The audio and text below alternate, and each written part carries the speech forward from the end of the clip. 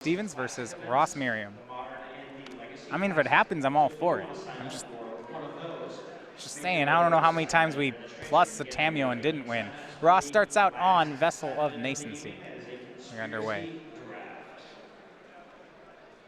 Todd, a plains and a pass. And Todd on the draw with these 2 planes. There are 2 copies of Knight of the White Orchid in his build. We'll see if maybe that's going to be his turn 3 play.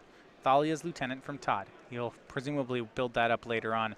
For Ross, he reveals 4. He actually just, you see Primal Druid, Yavimaya Coast, Nissa's Pilgrimage, and Kozilek's Return. So no matter what he picks, he's going to have 4 card types in his graveyard. Maybe more importantly, he has Kozilek's Return in his yard. Yeah, that was a really good vessel. Yeah, takes the Primal Druid, and he'll keep on going. Yeah, that is just about perfect. Land and Pilgrimage from Ross. He is spell mastered. He has both the Return and the Pilgrimage in his yard. Pilgrimage, no Pilgrim's Eye, so not quite perfect with that one, but... Well, it's actually a ramp spell. I do like that. For Todd Stevens, he has Knight of the White Orchid. Can get a free land off that one. See, another Thalia's Lieutenant. I don't know that he has another land. Yeah, it's unclear that he can get to all 3 colors of his deck, the Knight unable to find any kind of blue-green land. Yeah, he can get one of them. Looks like he'll play Thalia's Lieutenant, double pumping his first one, and swing, and just play Evolving Wilds. He'll pass. Okay.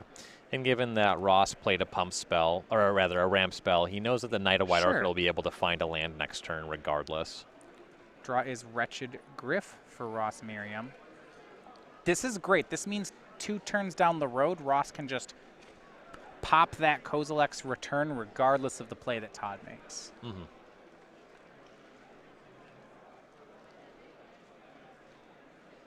So we see, looks like Primal Druid from Ross Merriam. If Todd had something like Knight of the White Orchid, 3rd Thalia's Lieutenant, he can make the 1 Lieutenant a 6/6.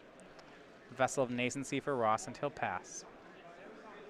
Looks like Ross maybe doesn't have that land 6, so if so, this is a really strong line. It'll ensure that next turn he can do everything he wants to. Mm-hmm. The danger about running out, though, with the Primal Druid is if Todd plays a Reflector Mage, Ross actually can't sweep the board next turn. Yeah, he wouldn't be able to cast any of his 7-mana Eldrazi. Right. So there's an argument to actually holding on to the Druid just so that with 6 lands he can go 1-2 and do them both. Right, just cast it in Wretched Griff right away. Yeah. We see Knight of the White Orchid from Todd Stevens. And it would be really punishing. You see he's going to find Prairie Stream. So if Todd does have that Reflector Mage, he's going to get Ross for it. Mm-hmm. He would need to have another land, a non-forest land. Doesn't have the pieces. Lambholt, Pacifist. He's just not really respecting the Eldrazi here. This is making it so easy for Ross. He's just saying, if you're triggering that return, I'm out. So let's hope you miss. Ross finds Emrakul. He flips over, puts another return in the yard. But yeah, he does have the Wretched Griff. It's going to play here. You see, he didn't even take the land because he already has it. Takes Emrakul for his hand. Blocks. Okay, this works too. Blocks the damage with Primal Druid. Can no just need. Get up to 7 lands naturally. Save some life this way. And finds the island. And now we're seeing a matchup where Primal Druid's actually just a fairly good spell. I'm a little surprised that Todd actually put the Pacifist into play here. It's just another thing that's going to die to Kozilek's Return, yeah. I understand the idea if he was playing as though Ross doesn't have it, but like Ross has it. He sure does. 7 mana, Wretched Griff, sweep the board, draw a card. And Ross is early. It looks like his next turn can Emrakul. Has another Kozilek's Return in the yard. Just easy as pie. He's going to get this one. And Todd has a collected company, some more creatures he can cast. He's certainly not out of gas, but he's behind now. Thalia, Duskwatch Recruiter. Those are the plays for Todd Stevens. Get a count for Merriam. He has a land, an instant, an enchantment, a creature, and a sorcery. So there's 5. Yeah. Here's Emrakul. She will trigger the Kozilek's return, and Todd, no, she'll do nothing. That's going to be the game. Unfortunately, that was not turn 4. So not getting a turn 4 win on my bingo card. You're close. Yeah. We need to get Cedric on camera for you. That's really going to help. Yes. He's playing mono white humans today. I think that's your best chance on the turn 4 win. You can see him over Todd's shoulder. I'm going to assume he's winning, assume it's turn 4, and I'm just going to check this box. That is, I know that you're the bingo judge, but I'm going to appeal that one. Well, there's no bingo head judge. All right, we're going to look at the sideboards. So on Todd Stevens' side, he's down a game. We see Tamio, Knight of the White Orchid, 3 Gideons, 2 Nissas, 2 Days Undoing. Hey, that one's on the bingo sheet. Ooh. 2 Declaration in Stone, an Ojutai's Command, and 3 Tragic Arrogance. So I assume that we're going to see Todd go more Planeswalker heavy, Sure. so that he's better against Kozilek's return. Days Undoing is going to be his Graveyard Hate / Kozilek's Return Hate. Okay, that card actually does shuffle the graveyard in. Right? Where you might see Summary Dismissal or Learn from the Past. He just has Days Undoing. And then we can see the Ojutai's Command as well. We've seen that cast against these big mana, big creature spells a good amount of times this weekend. We go over to Ross's sideboard. 2 Narwhal Dryad, a Den Protector, a Nissa Vastwood Seer, an Ishkana Graph Widow, 2 Explosive Vegetation, 2 Jace, Friend's Prodigy, 2 Clash of Wills, a Coax from the Blind Eternities, an Elder Deep Fiend, a Lashweed Lurker, and an Ulamog, the Ceaseless Hunger. So he's going to try to get lower to the ground, get these Gnarlwood Dryads in as some early blockers, Ishkana to gum up the ground as well, and the extra Elder Deep Fiend, another way to trigger Kozilek's return, and something that's bigger than most of Todd's creatures. Yeah, well, Ross making it easy for that game, to be sure. So players are getting ready here. If you're joining us, this is our last Standard Open before the release of Kaladesh. And once Kaladesh comes out, though, everything's going to change. And the first place it's going to change is over at the Grand Prix we are running in Atlanta. That is just over a month out. So this is Kaladesh Limited. It's going to be October 7th through 9th. GP Atlanta. It's a Grand Prix offering hosted by StarCityGames.com. So more things coming out about it. We now encourage you to register this week as we can show off the playmat for the event. You see this, of course, is the city of Atlanta. I don't know how you couldn't recognize that this is Atlanta. Beautiful downtown Atlanta.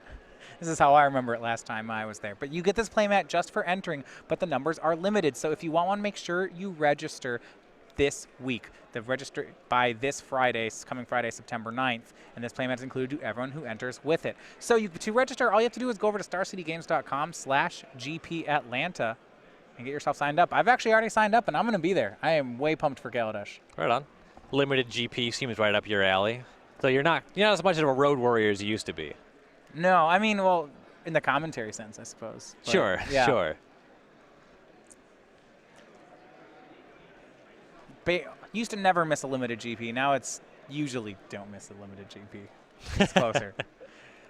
Both players here at 5-1. You see 7th and 16th in the 2016 standings. They both want one of those 3 at-large spots at the end of the year. For Todd Stevens, 7th on the leaderboard, the man from Denton, Texas, has 5 open top 8s, but no win just yet. This is really, he started his SCG, I guess, career about a year ago here in the SCG Tour. Started, really getting strong finishes. Last year maybe was ambitious. It said he'd only started halfway through the year, but he was going to qualify for the Players' Championship. It didn't end up doing that, but has made a really good run at it this year. He was the fourth place of the unqualified players in Season 2, so the first one to miss. He's currently got one of the at-large spots were the season to end today. Very fancy dresser. He's a teacher by trade. That's one of the ways that you remind the students who's in charge of the classroom. I did do a bunch of teaching. I was never much of a suit and tie sort of person. But it does work. Well, you're not wrong. You commanded authority with your fancy hats, whereas Todd is not much of a hat guy. That's true. Actually, we had a no hats policy, so I couldn't wear a hat. Was that? You can't wear hats in school, right? Did they instate that policy because of you, or was it already in effect? You can't wear a hat in school. Come on now. How terrible! How terrible did it feel every time you had to enforce that rule? Somebody walks into the classroom with a driver's cap, and you have to make them take it off. And then I would keep it. That was the secret. The rule. That's where all the hats came That's from. where they came from. These are former students. Just took their hats. All right, looks like we are underway here for game 2. Ross on a mulligan. He has a scry to the bottom. Evolving Wilds for Todd. Last game, his slow start really punished. We've talked about how Teamer emerged in this matchup. They want Wretched Griff and Kozilek's Return. Those are the most important cards. And in game 1, Ross had that Vessel in Ace and C that just lined up Delirium perfectly on turn 2, as well as flipping a Kozilek's Return. There's that Day's Undoing Todd has brought in out of the sideboard. Once again, his turn 2 play will be Thalia's Lieutenant. I'm really hoping he casts that Day's Undoing. I got a bingo square So with does that something have one. to happen with it, or you just get the square if you cast it? Just cast it. You know, you have so many more X's on your sheet than mine. This is just... They don't line up well at all. That's true. I'm only going to get 4 squares, but they're just going to be those plus the free space. It's going to be fine. Remember, of course, you're wondering what the heck we're talking about. Head on over to StarCityGames.com, the Tom Ross article, or Tom Ross's Twitter. He has set up a bingo for this weekend. It's been excellent. Tragically, Todd Stevens off of blue mana can't cast Day's Undoing just yet. Does cast the Thalia, though. So Ross will go ahead and crack Woof. the land. Plays that mountain and casts Kozilek's Return. And what a huge Kozilek's Return there. And the odds of Ross doing that in this Teamer Emerge deck, he has that one basic mountain. The third turn Kozilek's Return is so brutal. Sometimes I see them traverse for it, but I don't think we even had that. Ross will then Nissa's Pilgrimage with Spell Mastery. Todd's whole play was to just recast the Thalia. In particular, with Todd playing the Bant Humans version, his deck is a lot weaker to the return itself. Yeah, his creatures aren't just naturally X3s. Now, they scale better, so if Ross doesn't have that on curve, he can get his whole team out of range. But until then, you can get some really brutal plays. Yeah, Todd's primarily looking to play against a Bant Mirror with a different set of creatures, and facing down Kozilek's Return is really not where he wants to be. Todd plays Yavimaya Coast. You see that Coast entering the battlefield tapped because of the Thalia. And Todd's just not even going to be able to cast Day's Undoing this game. that's what it's about. But no, he hasn't hit another land. You see he has a Reflector Mage in hand. That Day's Undoing. Those are uncastable. He might have Knight of the White Orchid. He also has Knight of the White Orchid, but you see it's Forest Plains. It's just... he's just off everything by a little bit. Right, this is just not lining up very well. So he plays the only card he can, Thalia's Lieutenant, puts a counter on Thalia. I really like the flavor of that play. That's what I would expect the Lieutenant to do, by the way. Yeah, these cards are just supposed to play well together. Thalia's Lancers can find Thalia, so that's another Thalia combo. Well, yeah, they're the Vanguard. Yeah. That makes sense. We're back over to Ross Merriam. He's untaps with 5, going to play 2/6. At 7 mana, he can just start playing something like Wretched Griff. He has a Kozilek's Return in the yard. So it's going to be Traverse the Ulfenvault for Ross. Instant, land, sorcery, enchantment. Yeah, he has Delirium, and he'll play Ishkana. She'll end the battlefield tapped from Thalia, as will her 3 spiders. Okay. And Ross is at 14, so Todd will be able to chip away for now, though. Once those spiders untap, things get a lot tougher for Todd. Yeah. Damage will be way harder to come by at that point. Now, I don't believe he has anything like Declaration in Stone. He has 2 in the board, which actually is you wouldn't think it, but it's pretty good against the Teamer Emerge deck. It's a totally reasonable card. Sometimes you even could snag Primal Druid with it and be totally happy. That's great. Yeah, when I played this matchup, I'm very disappointed when my Primal Druids get Declarations. Lamel Pacifist from Todd, still no lands. He pumps the Lieutenant and swings for 6. He's got Ross Merriam down to 8, but that might be just where things stop. See from Merriam. Looks like he picked up what could be a Gnarlwood Dryad out of the board. Has 2 more lands, 4 more green cards. If Todd wouldn't mind drawing an island and just casting that Day's Undoing on his way out the door, I would really appreciate him helping my bingo card. He could still sneak through this one. I'm not going to count him out just yet. There are Declarations and Stones in his sideboard, and if he has one of them, and if he draws a Declaration, this is a really good game for him. Yeah. Ross still needs to find some big Eldrazi monster to trigger this Kozilek's Return. He's going to cast Grapple with the Past. Finds Pilgrim's Eye. Pilgrim's Eye, not the biggest Eldrazi that there is.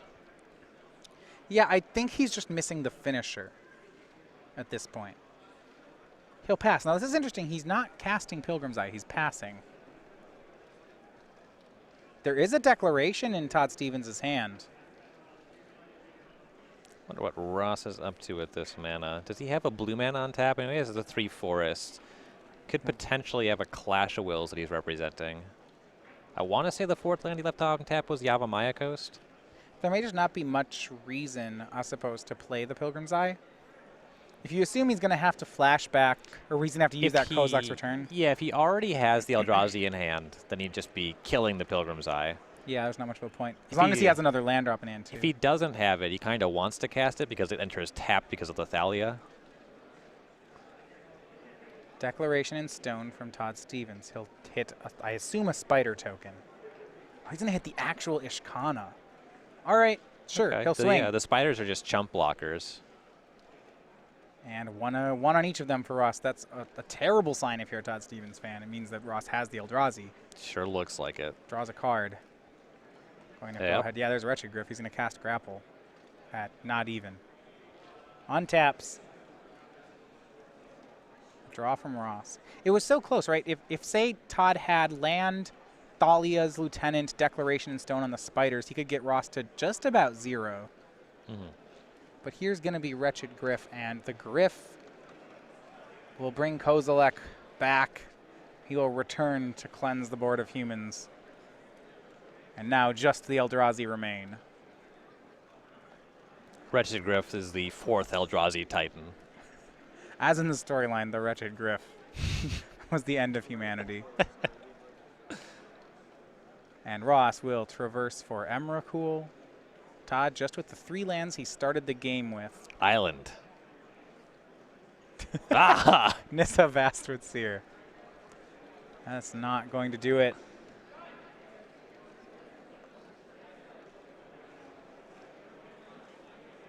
It's going to be Todd's just about his last turn. And he extends the hand. So it's Ross Merriam with Teamer Emerge 2-0. A convincing victory for him as he locks his spot in day 2. For Todd Stevens, he has 2 more rounds to try at it. And for Ryan Overturf, it's a bingo card with another unchecked space. Everyone